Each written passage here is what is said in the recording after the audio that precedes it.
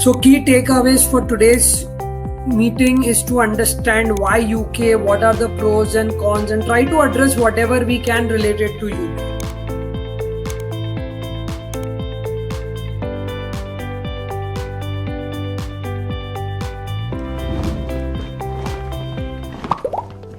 Why should you study in the UK? It is some of the best colleges: Imperial, UCL, Oxford, London School of Economics, LBS, some of the top schools are out there. The degree is recognized across the world. One biggest advantage for many people is the short duration program. So if you're looking from a master's point of view, most of the programs are 1-year programs. But if you let's say look at Netherlands, Germany, Australia, majority would end up being 2-year programs. So for some people who are looking at a short duration program, this would be a great fit.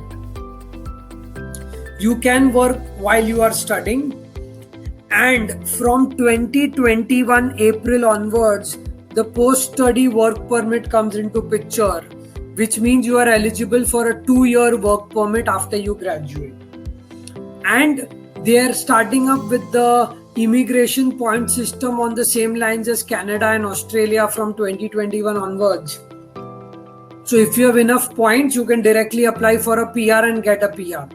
If you go through the student route, you study, you get a work permit for 2 years, you extend it by 2 years, you are there for 5 years, you can get a PR or a residency in 5 years.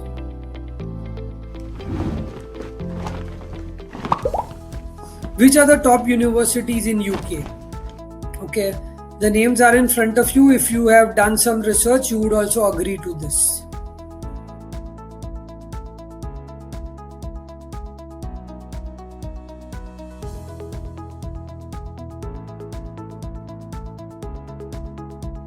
So these are globally renowned, but you need to focus more on the college that is right for you.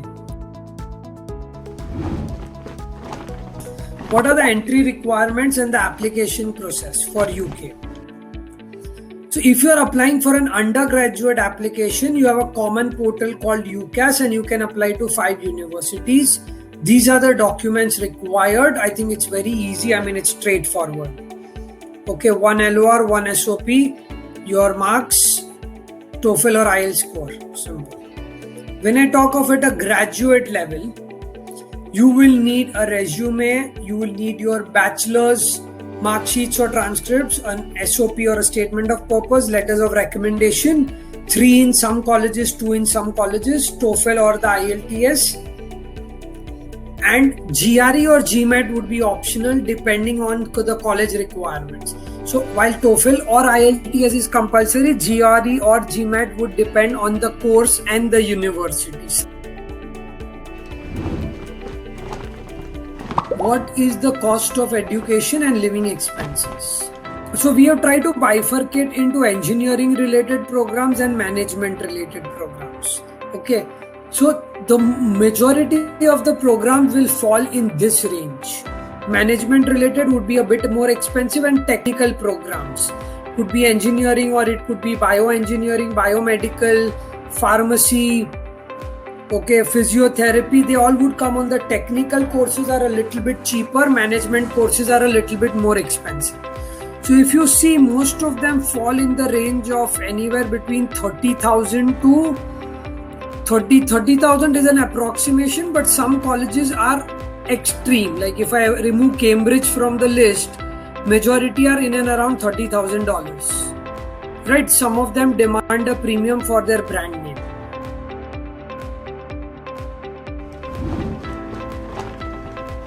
Okay, what about the living expenses?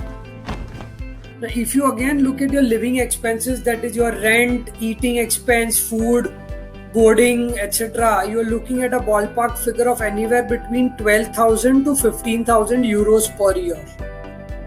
And your is a 1-year program only. Now, these expenses can be reduced through your scholarships, your working while studying and part-time work expenses, etc. There are different types of scholarships that the UK universities offer. So one is country scholarship and one is the university specific scholarship. So these two are the most renowned ones. This is for UK, and there is also a Commonwealth scholarship also.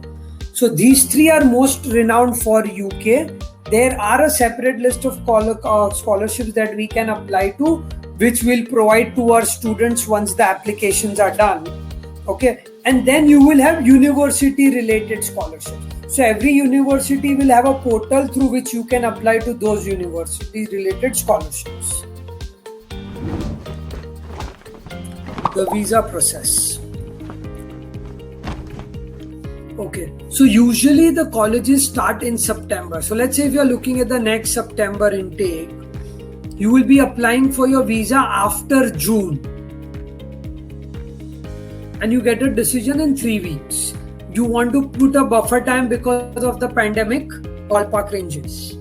Okay, you can arrive 1 week. So if we are predominantly looking at a 1-year program, so you can arrive up to 1 month before your program starts. Your program starts September 1, you can land after August 1. The visa cost is going to be £348, one of the most expensive visa cost in the world compared to other countries.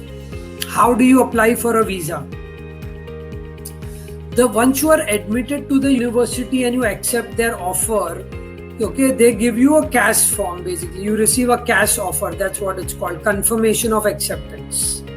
Okay, you take the cash number and you apply for visa. Once you receive the cash, you need to apply within 6 months. You apply for a tier 4 category. Okay, it's very easy. You put in the cash number, fill the form and book up a date. You go get your fingerprints, photographs done. Okay, and go after the biometric and you will get the permit within 10 days. Okay, so I mean, it's not that difficult. This is just an overview. For the nitty-gritties, my UK visa team will guide you through the process, but it's a very easy process. Let's talk about the PR process, job, citizenship. Now, so I spoke about they have a point-based immigration system, right? So the way it might work, okay, is hey, you studied in UK, you get 10 points. You stayed in UK for a year, 20 points. You have relatives in UK, 10 points, right? You have a master's degree, 10 points, right? So as you accumulate points, okay, just on the same lines as Canada and Australia, and if you meet the threshold, apply for the PR and get the PR. Okay, so to get the work permit, you need to show that you have a job offer, you can speak English, and the job offer required of a RFQ 3 level and all. So this is something that your employer will do.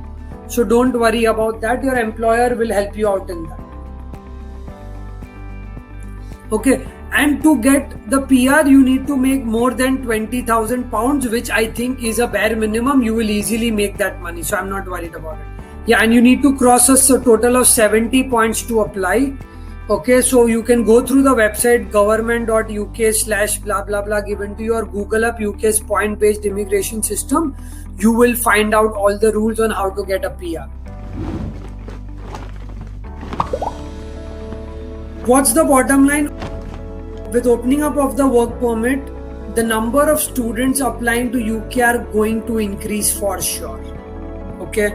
And people who have work experience, I just want to study for 1 year and get done with a degree, it's a great option. And one of the biggest advantages is English speaking, no language barriers, and the strategic location, right?